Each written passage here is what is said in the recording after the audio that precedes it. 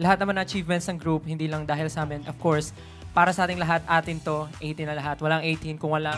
SB19 reveals more exciting news for Philippine Arena concert for Simula at Wakas.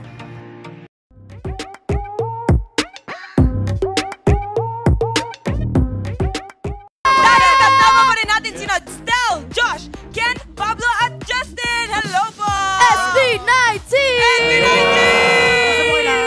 Grabe, it's an honor po. Right when I get out of the house, I get to see you guys. But it's such a treat always to have P-pop royalty dito sa I Want ASAP.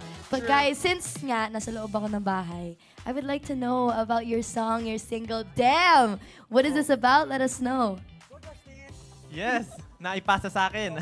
Hindi, syempre yung damn po, basically, galing lang siya sa word na ano pakiramdam. So ano bang pakiramdam ng paano mo hihigitan ang sagad na, anong pakiramdam na hindi mo simulan ang dapat mong simulang gawin, di ba? So yun lang yun, and naglalabas kami ng frustration and grit, parang ganyan. So yes, that's damn. Damn. Wow. Damn. Wow. Damn talaga. Yes, but speaking of your guys' concert, also na-announce lang kanina lang sa ASAP na you guys will be doing a day 2 of your kick-off show. Congratulations. Pero yung first night pa lang, congratulations because in just 7 hours na sold out agad. Agad-agad! Yes, talaga. ano naman pakiramdam that you have that strong support from your fans na ngayon may day 2 pa? Of course, nung nag-start naman kami, hindi namin na-imagine na magkakaroon kami ng ganitong klaseng fandom. Very strong, very supportive, and super mapagmahal na fandom. But yeah, lagi naman sinasabi na we are doing this not for us, but of course, for them. Lahat naman ng achievements ng group, hindi lang dahil sa amin. Of course, para sa ating lahat, atin to, 18 na lahat. Walang 18 kung walang SB19. So, Yeah, let's go! binabalik lang namin lahat sa inyong lahat. Siyempre. Alam nga, ibalik namin yung konti sa inyong... Hindi. Ginagawa namin lahat ng ito para sa inyo. Of course, right now na merong day 2, wala naman kaming ine-expect anything. Basta gusto lang namin makabili yung mga hindi nakabili ng ticket. Yes! And di ba less than 2 months na lang mag-start na ang Simula sa Wakas concert! Yes, of course. So, how are the preparations niyo po so far? Gaano katagal ang mga rehearsals? And like, how is it, bro? Actually, medyo medyo na-overwhelm kami kasi kasabay ng mga preparations, rehearsal. Meron kami mga promotions like Yes. this, may ASAP, and of course, syempre napapansin namin yung W3 din, even our coach, Kuya Jay, na napapagod sila, but na-handle naman. Of course, thank you so much sa Onesie na sila nagmamanage yung schedule. And Coach Jay, si Kuya Jay, siya talaga yung nag-ano sa amin, mga drills, training, pang-military yung training namin. Grabe talaga. Kaya kinakaya namin lahat. Pag napanood niyo po yung vlog namin, si Justin, mahihimatay na po siya. Yun, bukod po siguro dun sa drills na talagang kinokondisyon namin yung katawan namin kasi lalo ngayon na 2 araw magkasunod yung concert, busy rin kami dun sa pinaka-visuals, yung makikita nila doon sa concert, di ba? Kasi, syempre, matagal na namin pinapangarap din na makapag-perform sa napakalaking stage para malagyan namin siya ng anik-anik. Yan. May anik-anik yung stage. Hindi. Anik-anik ko. Parang gusto talaga namin na may makikitang kakaiba yung mga manonood this time. So, yun. Actually po, yung buong rollout ng simulato kasi gusto namin maging unforgettable experience siya. Kaya meron din po kayong mga pakulo na naglagay kami ng 3 sa BGC, ganyan. At syempre, meron pang 3 locations na dapat nila puntahan para ma-experience nila. Kasi pwede silang manalo ng mga different prizes dyan. May nanalo na ng mga, ano tawag dyan? Laptop. Laptop. Wow! Pangkabuhayan package. Yes.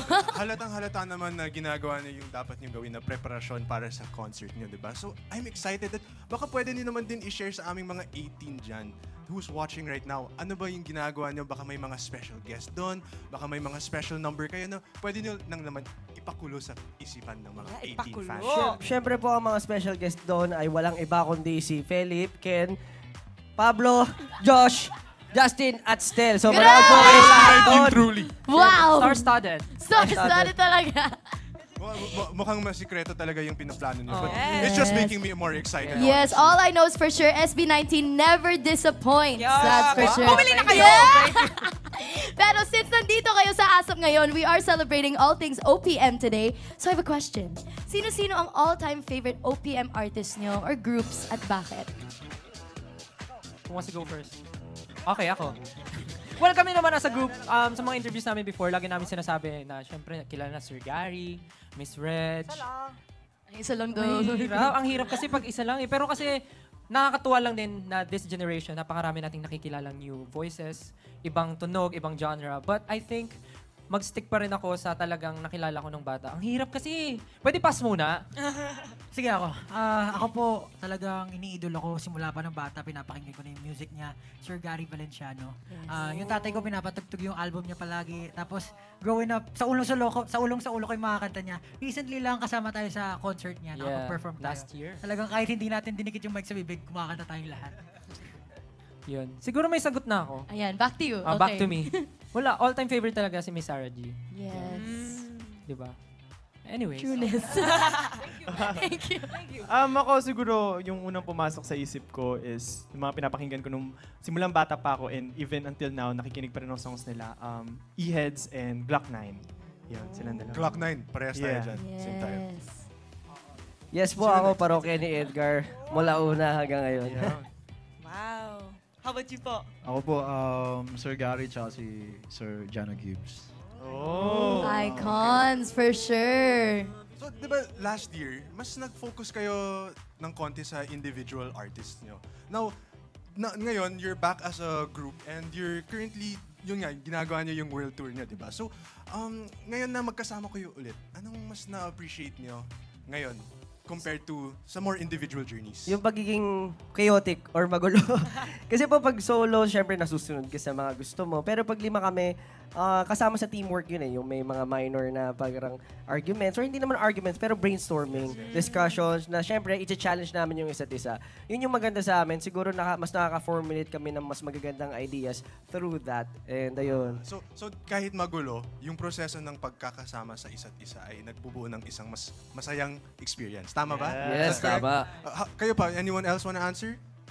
Oh, siguro yun. Parang dahil nga before focus kami dun sa mga individual projects namin, parang this time around, lahat excited para dun sa ilalabas namin as a group na parang something bago. Lahat kami very involved right now. Ay, yun yung napansin ko siguro sa 6 years, almost 7 years na pagsasama namin as artist. Parang ngayon yung pinaka involved kami or parang very, ano ba tawag doon? Hands-on. Hands-on talaga. Baka kasi tayo yung may-ari. Baka tayo may-ari ng kumpanya, kaya gano'n, no? Parang naalala ko lang nung trainee tayo na tayo lang din. Parang ganun yung nangyari ngayon na, sige, laban, ganun. Yung talagang very cooperative lahat. Oh, so, yeah, always together. All in this together. Please invite our online squad mates to get tickets para sa second night ng concert nyo and for your upcoming EP. Yes, 18. You heard it right. You heard it from us. Yes. Malapit na po i-drop ang aming EP sa April 25 na po yan. Excited na po kaming marinig nyo ang mga prepare at mga nais naming i-share sa inyo gamit ang aming musika at ang aming experience. So abangan nyo po yan. Simula at Wakas EP will be out on April 25. And of course, our Simula at Wakas kick-off Day 1 and Day 2. You can check our official social media account. Just search for SB19 Official and Official SB19 for more details. And I'm sure excited kayo sa narinig nyo today. But yeah, mag-isip kayo ng mabuti kung pupunta kayo sa Day 2 kasi pag hindi, it's your loss. Wow! Yes, online squad mates, once again, SB19! Thank you so much, everyone. Maraming salamat, SB! Thank you. Thank you. Come back again soon. Thank you, guys. Thank you. Thank you. Good luck and congrats. Thank you, guys. Thank you, guys.